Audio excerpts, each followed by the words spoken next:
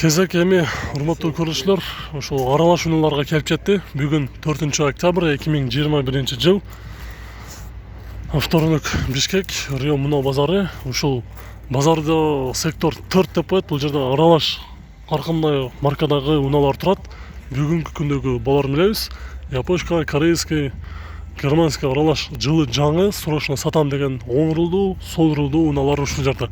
Видеону аягына чейин көрүп туруңуздар. Biz videonun başına ekrana aralaş unalarda koyup koyuyoruz. Aralaş unalarda sizler uşul jerdegi unalarda ballar bilesizler. Subaru Legacy 2009 жылкы көлөмү 2.5 автомат, басы $10.500.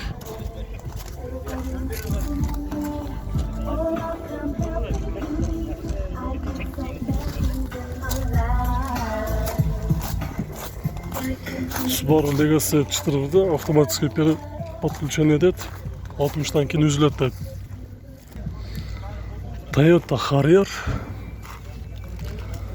дөңгөлөктөрү кышкы 211.000 км жүргөн, жылы 2003, көлөмү 3, автомат, $10.500, минимальный торг дейт. Обмен жок экен.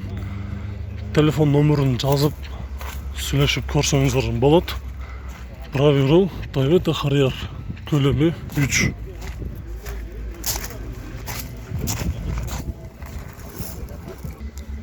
Toyota Caldina кызыл түстө,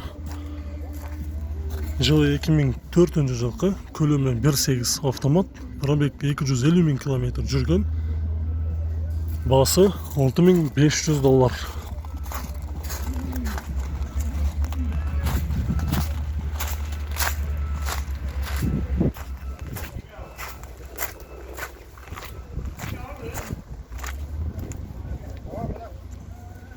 Кузуунда бир да жеринде жумушу жок экен, таза.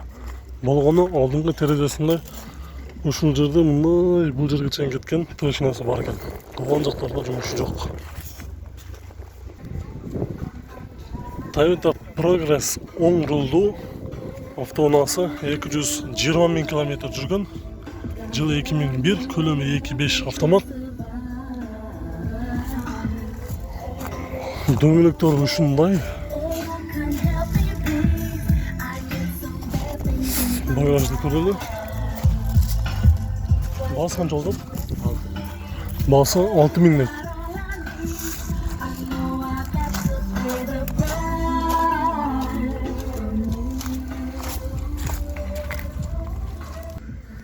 Honda CR-га оң рулдуу, кызыл төстө, 179.000 км жүргөн, жылы 2003, көлөмү 2 автомат, $6.200. Обмен бар экен. Дөңгөлөктөрү кышкы. Бирок азыр протектору жүргөн сайын эскирип кетиптир.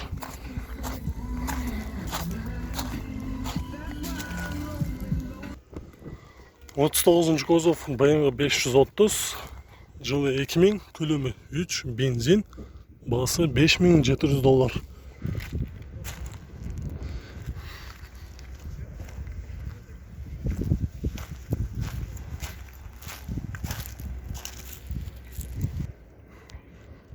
Токсон сегизинчи жылкы Mercedes 210 Avantgarde комплектация, көлөмү 4.3, автомат, $8.000 номери бар.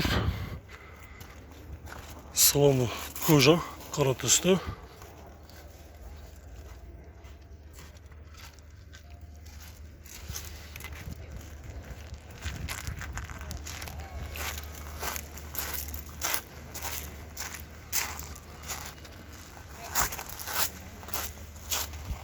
Кузуунда бир дагы жумушу жок, дөңгөлөктөрү дагы жайкы, протектору жакшы экен. Жакшы балдан мерс издеген көрүүчүлөрүңүз болсо, чалып сүйлөшүп көрсөңүздөр болот. Mercedes S-класс 203, 2002 жылкы, көлөмү 2.6 бензин, расход жүзүнө 910, коробка автомат, басы $6.000. Чистый японец. Отуруштары кара түстө кожа.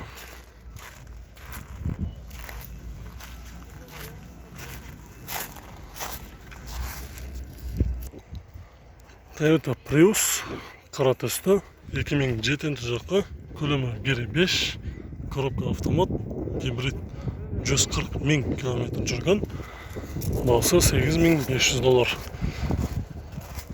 Дөңгелектері, протекторы жайқы, протектор жақсы жайқы, кузов бірда жерінде жасала тұрған жұмысы жоқ.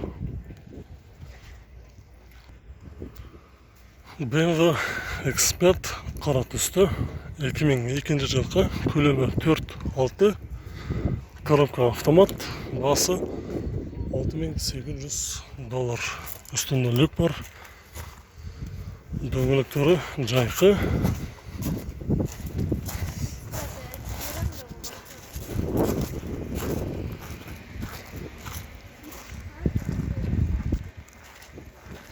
Жақша болды. Қара түсті. Nissan X-Trail 185 мың километр жүрген, жылы 2008-2005 автомат, $8,900. Коробкасы автомат.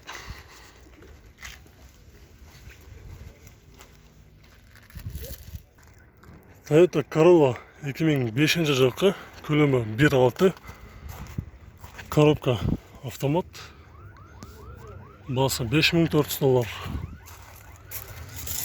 Коробкасы механика, geçirasılar. Коробкасы механика.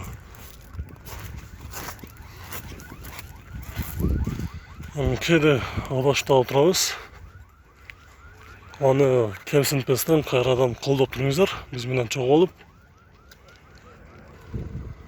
211 Mercedes 2002 жылғы, көлемі 5, автомат 5 вложение, басы $7,000. Дөңгелектері 18 размерде.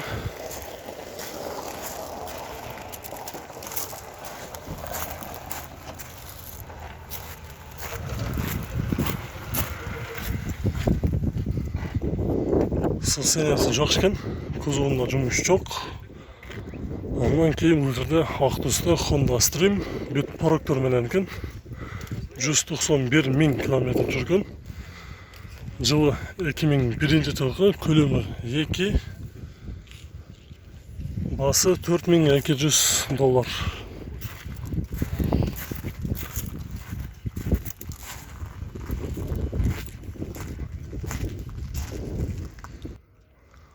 Audi A6 автонасы 2009 жылғы, көлемі 2 турбина, состояниясы жақсы.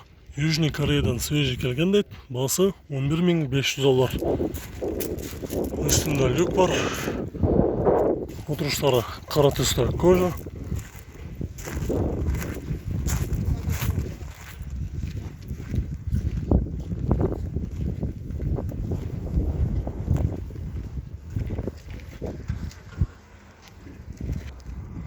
Honda Odyssey қара түсті 2003 жылғы, көлемі 2.3 бензин, коробка автомат, номері, басы $5,800.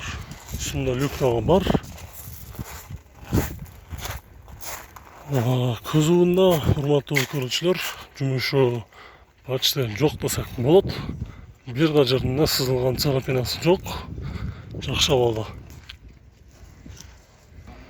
Nissan Almera Tino 2004 жылғы, көлемі 1.8, 163 мың километр жүрген, бағасы $5,500.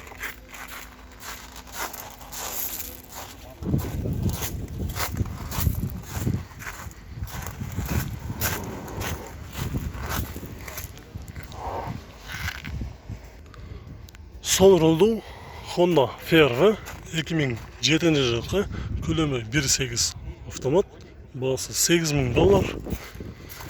Отырыштары велюр,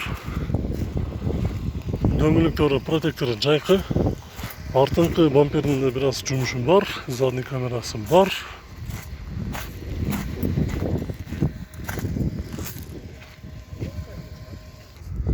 Mercedes A160 2003 жылғы, көлемі 1.6 бензин, расход 7.9, автомат $3900. Дөңгөлөктөрү кышкы.